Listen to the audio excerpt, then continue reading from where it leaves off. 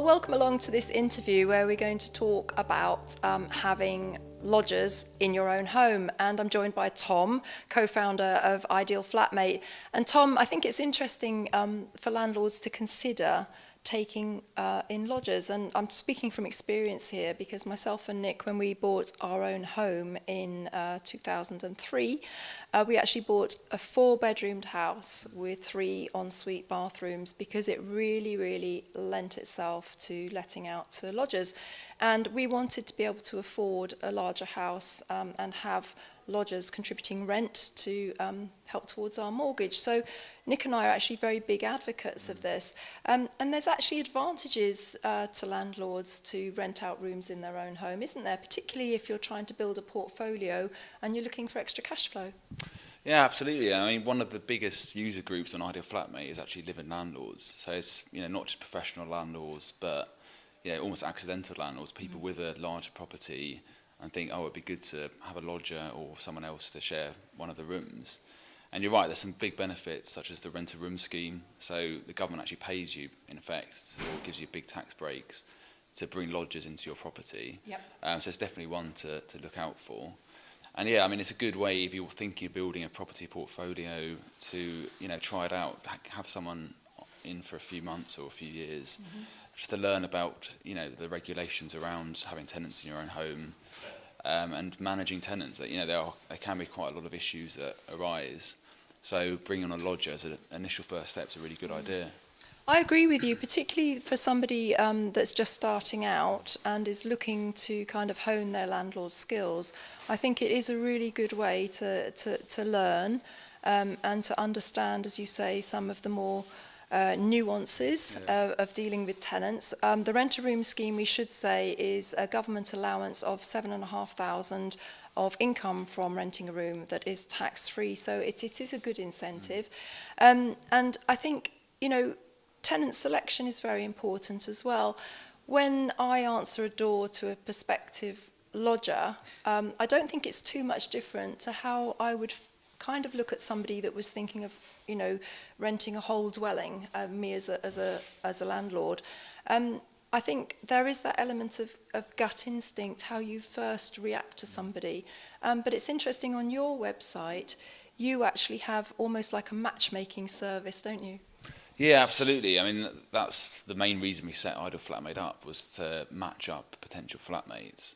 And as I mentioned previously, we did it from a flat sharer's perspective, so that people could buddy up. But we've been amazed how much it's been used by live-in landlords to, filter out tenants, so that people now, as you say, it's such an important decision who potentially comes into your home as a lodger. And we wanted to give people a bit more information before they went on that first step of meeting people. So we have people can answer 20 questions about their own living habits, and then you're thrown into a bucket and you're matched up with people that have taken those questions as well, depending on the answers. And we also reveal a lot of information about the potential person on their profile pages. So you've got photos, you've got interests, you've got a bit about their background.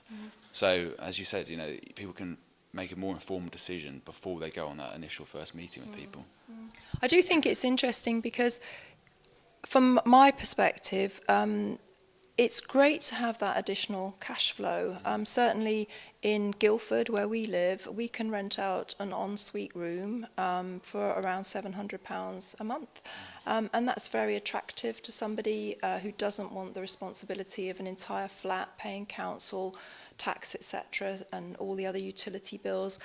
So it really does create actually a win-win situation to rent out rooms for people in certain circumstances.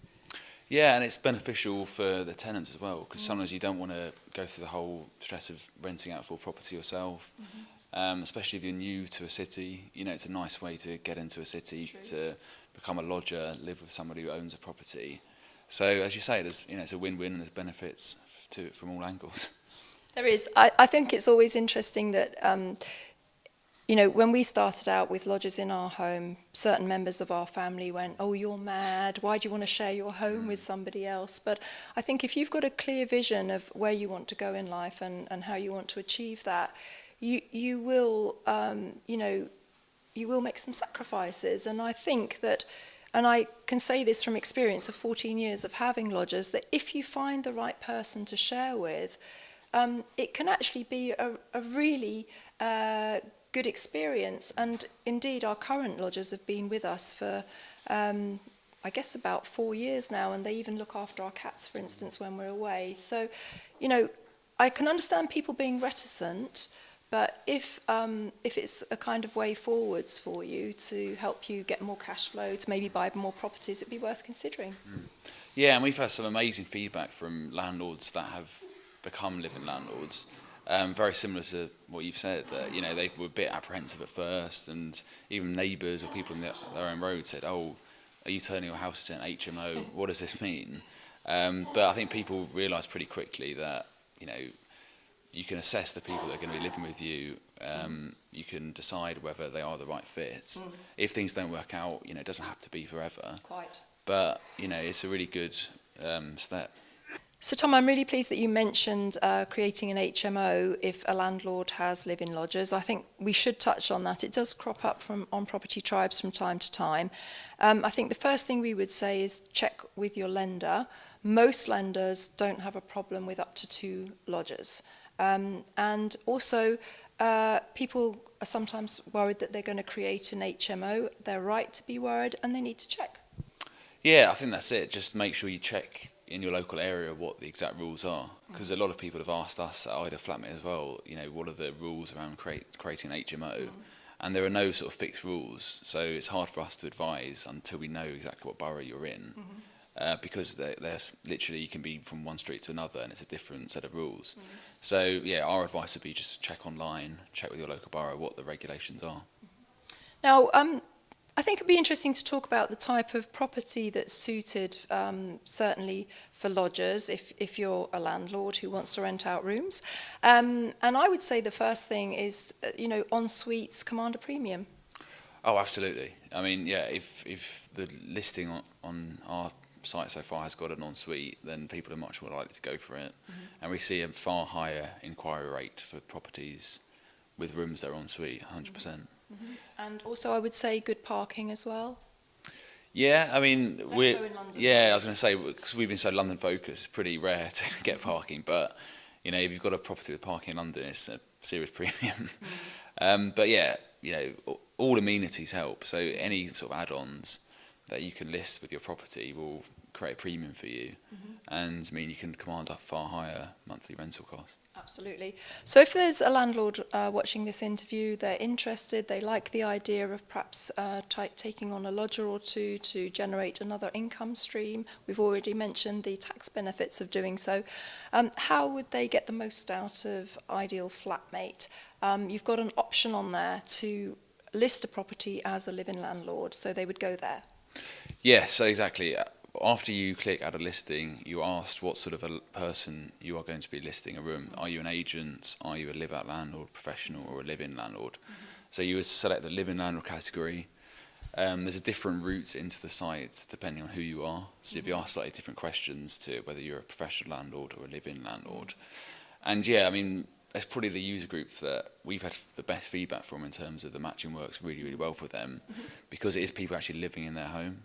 So it really matters, you know, who the people are that are going to be living with you. If you don't necessarily want someone with completely different living habits to you, living on the same roof as you. So I'd definitely say, yeah, give it a try and, you know, see what happens.